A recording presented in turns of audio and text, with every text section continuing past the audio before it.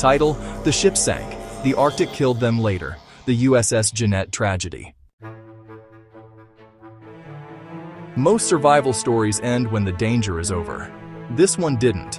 In 1881, the USS Jeannette was sent into the Arctic on a mission built on confidence, theory, and a belief that nature could be mapped and controlled. The ship didn't fail immediately. It didn't sink in a storm. It didn't break in battle. Instead, it survived. For 2 full years, frozen in place. And when the ship finally died, the crew believed the worst was over. They were wrong, because the Arctic didn't kill them with ice or waves. It killed them after they escaped, slowly, quietly, one decision at a time. This is the documented story of how surviving the impossible became the beginning of something worse. The Jeannette expedition wasn't reckless by intention. It was built on a theory popular at the time, the idea of an open polar sea, a belief that past the ice, warmer waters would allow easy navigation to the North Pole. Maps supported it. Experts supported it. Sponsors funded it. What they didn't understand was pressure ice. Ice that doesn't drift harmlessly, but moves, compresses, and destroys anything caught inside it.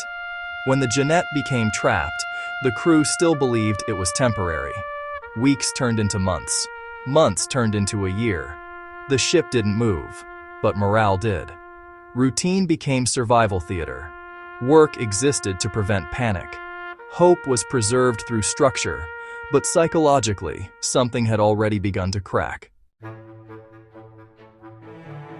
Instead, it carried them, slowly drifting west while grinding the hull from all sides. Food remained, discipline remained, but the waiting did damage no journal could fully capture. Men stopped talking about the future. Time blurred. Every sound from the ice became a warning.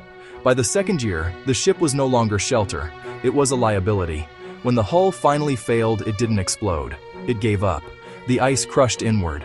Water poured through seams. The ship settled and sank. Not violently, but inevitably. And the crew did something extraordinary. They walked away. Part 3. The moment they thought they won, 10-13 nights. They saved supplies. They saved boats. They saved each other. Standing on the ice, watching their ship disappear, many believed they had survived the expedition. What they didn't understand was this. The ship had been the only thing slowing their death. The Arctic is survivable when you are still. It becomes lethal when you move. Their plan was logical. Reach Siberia. Follow rivers south. Find settlements. But logic collapses in environments that punish energy. Every mile burned calories they could never replace.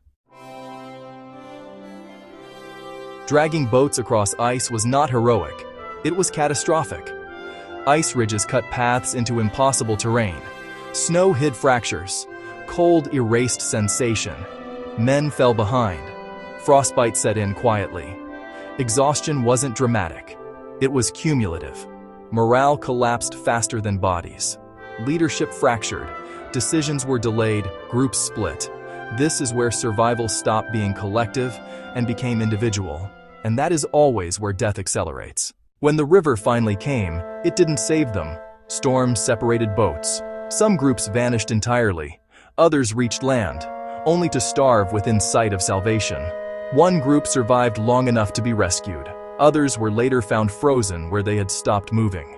No final stand, no last words shouted into the wind, just men who sat down and never stood again. The USS Jeannette didn't fail because of courage. It failed because of assumptions. They assumed survival meant progress. They assumed escape meant safety. They assumed nature followed rules. The Arctic doesn't attack. It waits.